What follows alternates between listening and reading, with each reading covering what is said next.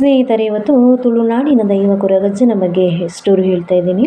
ತುಳುನಾಡಿನಾದ್ಯಂತ ಹೆಚ್ಚು ಪೂಜಿಸುವ ದೈವವೆಂದರೆ ಕೊರಗಜ್ಜ. ಕಳೆದು ಹೋದ ಯಾವುದನ್ನಾದರೂ ಮರಳಿ ಪಡೆಯಲು ಮಾಡಬೇಕಾದ ಮತ್ತು ಯಾವುದೇ ಸಮಯಕ್ಕೆ ಕೆಲಸ ಸರಿಯಾಗಿ ಆಗಿಲ್ಲ ಅಂದರೆ ಅದು ಪೂರ್ಣಗೊಳ್ಳಲು ಅಥವಾ ಯಾವುದೇ ಸಮಸ್ಯೆಯನ್ನು ಪರಿಹರಿಸಿಕೊಳ್ಳಲು ಮೊದಲು ಮತ್ತು ಅಗ್ರವಾಗಿ ಜನರು ಈ ದೈವವನ್ನು ನೆನಪಿಸಿಕೊಳ್ಳುತ್ತಾರೆ. ಕೊರಗತನೆಯು ಐತಿಹಾಸಿಕ ವ್ಯಕ್ತಿಯೇ ಹೊರತು ಪೌರಾಣಿಕ ಸೃಷ್ಟಿಯಲ್ಲ. ಭಾರತೀಯ ದ್ರಾವಿಡರು ತಮ್ಮ ಪೂರ್ವಜರನ್ನು ಆರಾಧಿಸುತ್ತಾರೆ. ಅವರು ತಮ್ಮ ಸಮುದಾಯಕ್ಕೆ ಹೆಚ್ಚಿನ ಒಳಿತಿಗಾಗಿ ಅಸಾಮಾನ್ಯ ಕೆಲಸಗಳನ್ನು ಮಾಡಿದ್ದಾರೆ. ಈ ಕಾರಣದಿಂದಾಗಿ ಅವರನ್ನು ನಂತರದ ವಂಶಸ್ಥರು ಗುರುತಿಸಿ ಪೂಜಿಸುತ್ತಾರೆ. ಕೊರಗಜ್ಜ ಎಂದು ಜನಪ್ರಿಯವಾಗಿ ಕರೆಯಲ್ಪಡುವ ಕೊರಗತನೆಯ ಇಲ್ಲಿ ಕೊರಗ ಎಂಬುದು ಸಮುದಾಯದ ಹೆಸರು ಮತ್ತು ಅಜ್ಜ ಎಂಬುದು ತುಳು ಭಾಷೆಯಲ್ಲಿ ಸಾಮಾನ್ಯವಾಗಿ ಹಳೆಯ ಪುರುಷರಿಗೆ ನಾಗರಿಕರಿಗೆ ಬಳಸುವ ಪದವಾಗಿದೆ. ತನ್ನ ಮಧ್ಯ ವಯಸ್ಸಿನಲ್ಲಿ ದೈವತ್ವವನ್ನು ಪಡೆದುಕೊಂಡಿದ್ದರು ಮತ್ತು ಅವನ ಮೇಲಿನ ಪ್ರೀತಿ ವಾತ್ಸಲ್ಯದಿಂದ ಜನರು ಅವನನ್ನು ಅಜ್ಜ ಎಂದು ಕರೆಯಲು ಪ್ರಾರಂಭಿಸಿದರು. ಕೊರಗತನೆಯ ದೈವವಾದ ಬಗ್ಗೆ ಸಾಕಷ್ಟು ನಂಬಿಕೆಗಳಿವೆ ಮತ್ತು ಈ ನಂಬಿಕೆಗಳು ಪ್ರದೇಶಕ್ಕೆ ತಕ್ಕಂತೆ ಒಂದಿಷ್ಟು ವ್ಯತ್ಯಾಸವನ್ನು ಪಡೆದುಕೊಂಡಿದೆ. ಕೆಲವು ಕಥೆಗಳ ಪ್ರಕಾರ ಕೊರಗತನೆಯು 30 ದಿನಗಳ ಶಿಶುವಿದ್ದಾಗ ತಾಯಿ ಮೈರೆಯನ್ನು ಕಳೆದುಕೊಳ್ಳುತ್ತಾನೆ ಹಾಗೂ ತನ್ನ ತಂದೆಯನ್ನು ಬಾಲ್ಯದಲ್ಲೇ ಕಳೆದುಕೊಳ್ಳುತ್ತಾನೆ.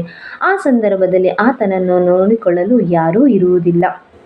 ಕೊರಗತನೆಯ ಒಂಟಿಯಾದಾಗ ಮೈರಕ್ಕ ಎಂಬಾಕೆ ಆತನನ್ನು ದತ್ತು ಪಡೆದು ತನ್ನ 2 ಮಕ್ಕಳೊಂದಿಗೆ ಅವನನ್ನು ತನ್ನ ಸ್ವಂತ ಮಗನಂತೆ ನೋಡಿಕೊಳ್ಳುತ್ತಾಳೆ.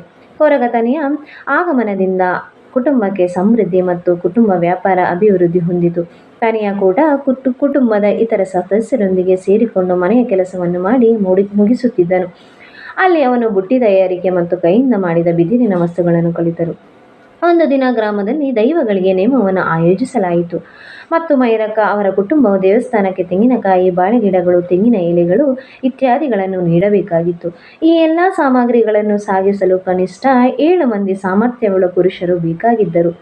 ಆ ಸಮಯದಲ್ಲಿ ಯಾರೂ ಲಭ್ಯವಿಲ್ಲದ ಕಾರಣ ಮೈರಕ್ಕ ಇದು ದೇವಾಲಯಕ್ಕೆ ಸಂಬಂಧಿಸಿದ ಪ್ರಮುಖ ಕೆಲಸವಾದ್ದರಿಂದ ತನೆಯನಿಗೆ ಇದನ್ನು ದೇವಸ್ಥಾನಕ್ಕೆ ಸಾಗಿಸುವಂತೆ ಮನವಿ ಮಾಡಿದರು. 7 ಜನರಿಗೆ ನೀಡುವ ಆಹಾರವನ್ನು ತನಗೆ ನೀಡಬೇಕು, ಆಗ ಮಾತ್ರ ನಾನು ಹೊರೆಯನ್ನು ಹೊತ್ತು ಹೋಗುತ್ತೇನೆಂಬ ಷರತ್ತಿನ ಮೇಲೆ ತನೆಯನು ಎಲ್ಲ ಸಾಮಗ್ರಿಗಳನ್ನು ದೇವಸ್ಥಾನಕ್ಕೆ ಒಬ್ಬನೇ ತಲುಪಿಸಲು ಮುಂದಾಗುತ್ತಾನೆ. ತನೆಯ ನೇಮಕ್ಕಾಗಿ ದೇವಾಲಯದ ಸಾಮಗ್ರಿಗಳನ್ನು ಒಯ್ಯುತ್ತಿದ್ದರು. ಅವನ ಕೆಳಜಾತಿಯ ಕಾರಣದಿಂದ ಮುಖ್ಯ ದೇವಾಲಯದ ಪ್ರವೇಶವನ್ನು ನಿರಾಕರಿಸಲಾಯಿತು. ಇದರಿಂದ ಕೋಪಗೊಂಡ ತನೆಯನು, ನಿಮ್ಮ ದೇವರಿಗೆ ನಾವು ಕೊಡುವ ವಸ್ತುಗಳು ಬೇಕು, ಆದರೆ ನಾವು ಬೇಡ, ಇದ್ಯಾವ ನ್ಯಾಯವೆಂದು ಪ್ರಶ್ನಿಸಲು ಪ್ರಾರಂಭಿಸುತ್ತಾನೆ. ಆದರೆ ತನೆಯನ ಮಾತಿಗೆ ಯಾರೂ ಹೂ ಅಂದಿಲ್ಲ, ಹಾ ಅಂದಿಲ್ಲ. ಅವನ ಮಾತನ್ನು ಅಲ್ಲಿಗೆಳೆಯುತ್ತಾರೆ. ತನ್ನ ಪ್ರಶ್ನೆಗೆ ಉತ್ತರ ಸಿಗದ ತನೆಯ ಕಣ್ಣು ಅಲ್ಲೇ ಪಕ್ಕದಲ್ಲಿದ್ದ ಉಪ್ಪಿನಕಾಯಿ ಮಾಡಲು ಬಳಸುವ ಒಂದು ಹಣ್ಣಿನ ಮರದ ಮೇಲೆ ಬಿದ್ದಿತ್ತು.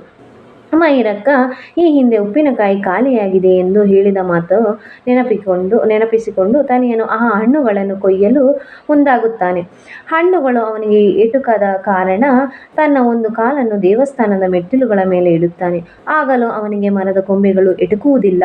ಆದ್ದರಿಂದ ತನ್ನ ಮತ್ತೊಂದು ಕಾಲನ್ನು ದೇವಾಲಯದ ಕಲಶದ ಮೇಲೆ ಇಡುತ್ತಾನೆ.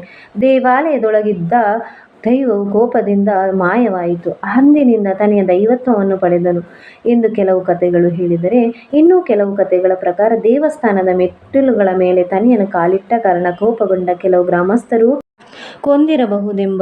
ಎಂದು ಹೇಳುತ್ತಾರೆ. ಆದರೆ ಇಂದಿಗೂ ಕೊರಗಜ್ಜ ಎಂದು ಕರೆಯಲ್ಪಡುವ ಕೊರಗತನೆಯ ಮರಣದ ಕುರಿತು ಯಾವುದೇ ಸ್ಪಷ್ಟವಾದ ಮಾಹಿತಿ ಇಲ್ಲ. ಸ್ನೇಹಿತರೆ,